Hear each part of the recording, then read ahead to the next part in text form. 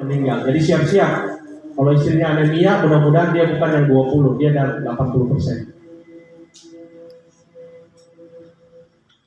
Siap-siap. Kalau ada jemaatnya anemia, berdoa, Tuhan jangan kasih anemia dia. Dengan cara apa? Periksa ke kesehatan. Ya, kematian anak-anak 50% lebih tinggi pada usia di bawah 20 tahun. Ada ibu-ibu yang usia di bawah 20 tahun. Undang-undang pernikahan tahun nomor 1 tahun 74 itu usia perempuan 16 tahun, laki-laki 19 tahun. Tapi yang terbaru nomor 16 tahun 2019, berapa tahun Bu Bapak Pendeta, Ibu Pendeta? Ya, 19 tahun ke atas. Jadi kalau bisa 20, makanya di bawah 20 tahun. Coba lihat. Kalau kita kumpul 10-100 orang anak-anak kita yang hamil, ibunya 20 tahun ke bawah, ada 50 bayi yang meninggal. Bayangkan, jangankan stunting, hidup aja belum tentu hidup. Ya, oke. Nah ini konsep kesehatan reproduksi. Coba lihat gambar yang terakhir ini. Umur berapa kira-kira ini? Ya 70, masih cantik kan?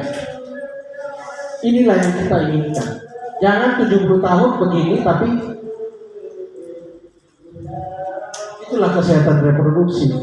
Makanya kalau ibu, bapak-bapak sayang istrinya, ya kasihan, kasihlah kesempatan dia juga beranak dulu, kasih dia menikmati, kasih dia pergi ke apa itu facial dulu, nikmati dulu hidupnya.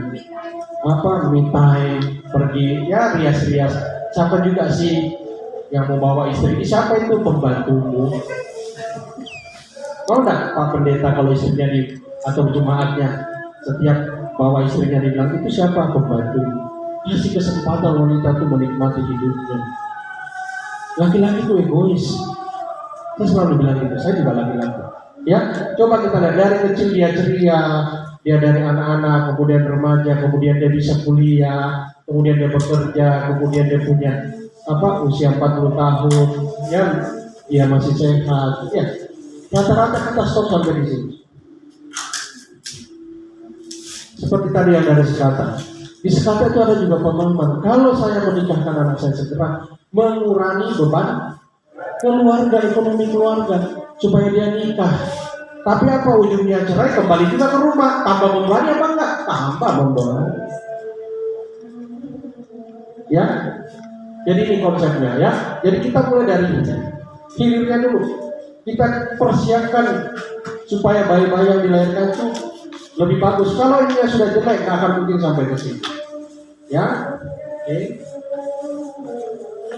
Ini ya, sebagai suatu berkelanjutan dan berkesinambungan, ya, kesehatan reproduksi harus dicermati sejak dalam kandungan. Rata-rata ibu hamil suami datang ke dokter kandungan usia berapa? 5 bulan. Datang dulu, belum di USG, dok kelaminnya apa? Aduh, Tuhan, belum dipasang USG-nya. Wih, kayak dokter itu dukun. Hanya cuma tahu jenis kelamin. Padahal sebenarnya bagaimana kehamilan dipersiapkan. Kalau sudah hamil, sebelum hamil pun nanti kita singgung, itu sudah harus dipersiapkan. Bukan pada saat hamil. Mohon maaf Bu Pendeta ya. Kemarin ketemunya juga pada saat hamil. Karena baru pindah juga waktu itu. Ya, mungkin kalau ada saya sudah konsultasi. Ya. Jadi kehamilan yang penuh persiapan dan kesiapan akan menghasilkan anak yang sehat dan berkualitas. Sama kalau kita pergi ke suatu tempat. Kemarin saya pulang dari Malinau, sudah siap-siap bagus mobil. Sampai di Malinau, pulang dari Malinau, kebetulan saya ada operasi sore, saya pulang pagi-pagi, saya isi bensin. Hujan deras malam, tidak bisa isi bensin. Di Malinau tidak ada pom bensin, susah pom bensin. Saya isi di Pertamini tidak bisa karena takut masuk air. Ternyata jam 6 tutup semua Pertamini. Saya isi bensin di tengah jalan. Ternyata mogok mobil saya dari arah sebelum masuk Tanjung, melewati Binti, mogok di tengah jalan. Dan puji Tuhan lagi saya selalu beruntung. Di tengah gunung ada sinyal lagi. Akhirnya saya bisa menghubung mobil saya di daerah. Kita harus persiapkan. Ya, sama seperti itu. Kalau kita tidak persiapan bagus, pasti kualitas anak-anak itu kurang bagus. Ya, oke. Kemudian sejak kecil pengetahuan mengenai kesehatan reproduksi harus dijaga, seperti pemahaman mengenai seksualitas yang baik, benar, dan kebersihan daerah intim. Saya tanya, ibu-ibu ada nggak tahu cara cebok wanita yang bagus? Itu salah satu mengajarkan anak tentang sistem reproduksi atau seks. Jangan kalau mengajarkan anak-anak, kalau dibilang, oh ajarkan anak-anak tentang seks bagi anak-anak, jangan dokter, nggak boleh.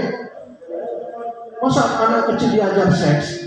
Ini salah satu contoh cara cebok yang benar. Bagaimana? Dari depan ke belakang, bukan ini.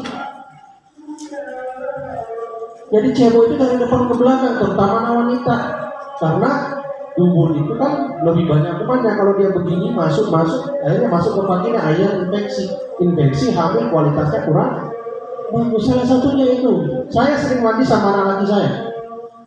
Saya selalu bilang sama ibunya, kalau kamu mandi sama anak perempuan, kasih tunjuk. Ini bibir, payudara, apalagi ini kelamin, itu tidak boleh disentuh siapapun laki-laki, termasuk bapakmu. Saya ironis juga ditanya saudara. Ya, puji Tuhan sih masih bukan dari umat Kristiani. Bapak saya sangat sedih kemarin. Bulan lalu bapak kandung memperkosa anak kandung. Ada, saya sampai nangis. Tuhan teganya. Apa ujungnya apa? Karena orang tuanya bercerai, anaknya suami istrinya nikah lagi, anaknya bersama bapaknya tak nikah. Ternyata bapaknya memperkosa anaknya karena sudah umur 14 tahun. Ketahuannya gimana? Iya, cemburu sama pacarnya. Akhirnya anaknya pacaran, bapak kandungnya yang sudah perkosa dia cemburu. Akhirnya di marah-marah, tidak betah, dipulang ke rumah ibunya bersama bapak tirinya. Akhirnya cerita ke ibu kandungnya, sudah dilapor ke polisi, bapaknya terbukti memperkosa anaknya. 2 anaknya diperkosa. Masih mau? Ini mungkin saya bukan gara-gara dan ada bukti. Biar kita semua termasuk Bapak Pendeta, mungkin Bapak Pendeta firman Tuhan oke lah hebat. Tapi saya tak mau kalah juga. Saya memberikan informasi dari segi kesehatan. Itulah kolaborasi yang bagus. Jadi bukan kita merasa saya paling benar, Bapak Pendeta paling benar. Inilah yang saya cita-citakan sama Bapak. Jadi nanti kalau pulang dari Bapak-bapak pendeta hamba Tuhan, ibu pendeta kembali ke sana, ya belajar tentang ilmu kesehatan itu penting. Termasuk firman Tuhan. Saya juga mempersiapkan Amsal 17 ayat 1, saya nggak gampang-gampang, saya cari juga dong. Zaman sekarang kan YouTube gampang ya, buka klik gampang. Dulu susah, harus buka referensi dulu. Saya aktif juga di organisasi, ya di Persatuan Mahasiswa Kristen waktu itu. Ya, saya juga ketuanya gini-gini juga, mantan ketua PK Persatuan Mahasiswa Kristen waktu itu di Kedokteran Makassar. Ya, jadi seperti itu. Ya, ini jangan tabu mengajarkan tentang seks di usia anak. Itu penting. Kemudian diikuti dengan pembekalan pengetahuan dan seksualitas sesuai usia remaja.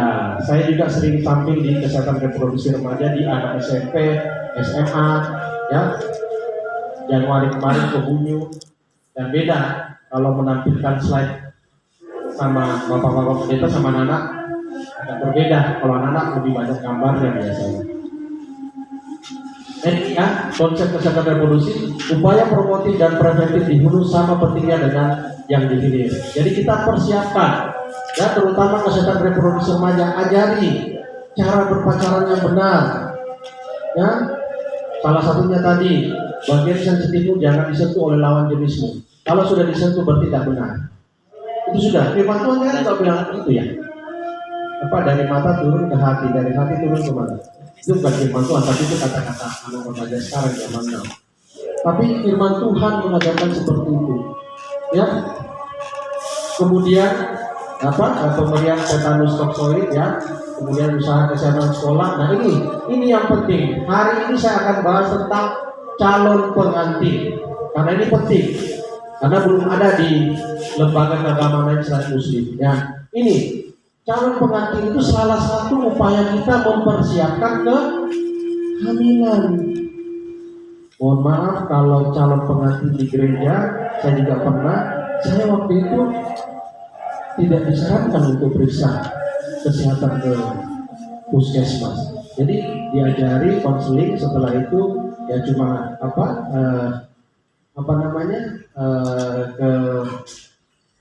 lapor ke desa, kemudian dibuatkan surat, kemudian diberkati, akhirnya nikah. Nah ini yang apakah ada nggak lembaga gereja atau umat Kristen tentang bagaimana setiap calon pengantin itu memeriksakan kesehatannya? Ada nggak tentang komunikasi informasi kesehatan reproduksi bagi calon pengantin? Pemeriksaan kesehatan dilayani nggak?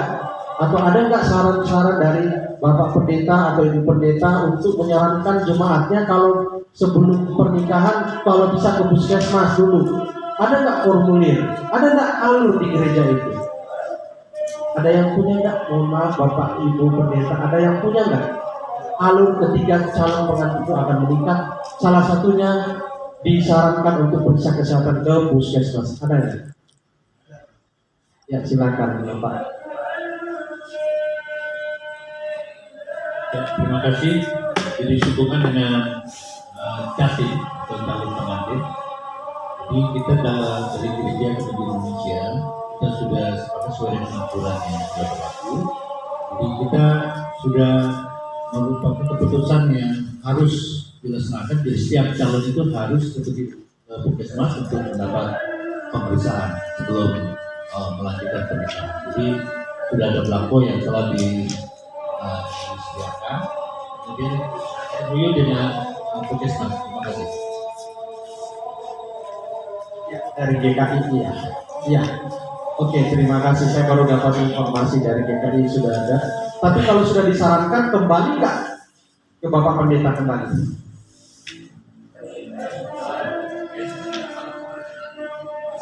Pasti nggak mereka ke sana? Mereka kembali lagi bawa surat itu. Oke, bagus. Jadi ada feedbacknya ya. Ya, kemudian ini ya mempersiapkan ada pelayan KB ya. Karena banyak pasangan-pasangan itu menikah baru kayak dua tadi malam saya mendapatkan pasangan itu agak-agak mau berantem. Kenapa? Dia baru nikah 18 hari. Saya USG sudah 1 bulan kehamilannya. Iya kan? Suaminya sudah mulai lirik-lirik. Oh, kok kita baru 18 nikah, kok dokter bilang 4 minggu? Itulah akibat ketidaktahuan terhadap kehamilan. Makanya preconception pemeriksaan kesehatan reproduksi calon pengantin itu penting. Lalu saya bilang sama masnya, Mas keterlaluan kamu Mas. Itulah akibat kamu nggak tahu. Itu wong anakmu. Saya jelaskan, dia curiga. Padahal itu anaknya. Apa artinya? Hamil itu dihitung dari masa suburnya, bukan pada saat malam pertama. Pas malam pertama dia